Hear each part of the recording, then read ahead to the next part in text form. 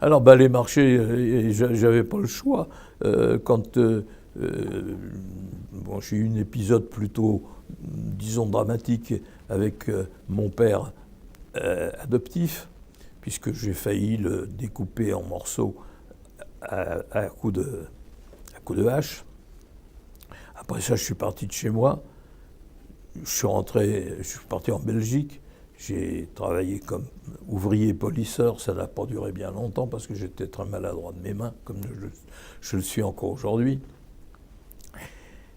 Et puis j'ai simplement pensé que mon patron était, lui, un très mauvais commerçant. Alors je me suis mis à vendre ses produits, ce qui m'a pas trop mal réussi. Ça m'a tellement bien réussi qu'il a trouvé que j'étais trop cher, il m'a viré. Il m'a fait ramener à la frontière, puisque je travaillais en Belgique sans papier. Il m'a fait ramener à la frontière par les gendarmes. Et puis je suis revenu naturellement par une autre frontière. Et là, ne sachant pas trop quoi faire, ben, je me suis mis à faire le camelot. Et j'ai vendu des produits pour empêcher la buée sur les verres de lunettes et sur les pare-brises de voiture. C'était du savon à 99%, plus du goudron pour maquiller le savon pour pas que qu'on voit que c'était du savon. Et ça, bah, je me suis mis à vendre ça un petit peu partout, sur les marchés, en Belgique, en France, en Luxembourg. C'est comme ça que j'ai commencé. Alors avec ça, je gagnais de quoi vivre, de quoi manger, de quoi me loger dans les hôtels.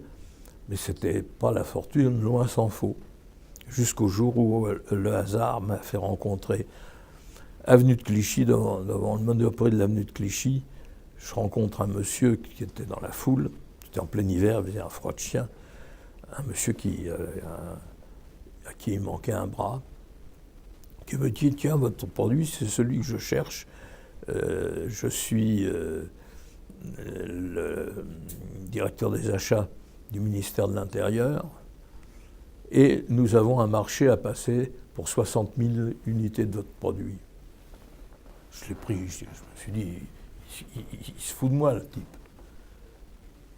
Et je lui ai dit, bah, écoutez, si ça vous intéresse, laissez-moi votre carte. Il me laisse sa carte. Je suis allé le voir le lendemain, et je me suis aperçu effectivement que c'était un grand bonhomme. Il a un superbe bureau, Monsieur Poyard, je ne peux pas oublier son nom. Direction des achats, machin chose. Alors je rentre dans son bureau, monsieur le directeur, excusez-moi, je vous ai mal traité hier, mais en réalité, il faisait très froid.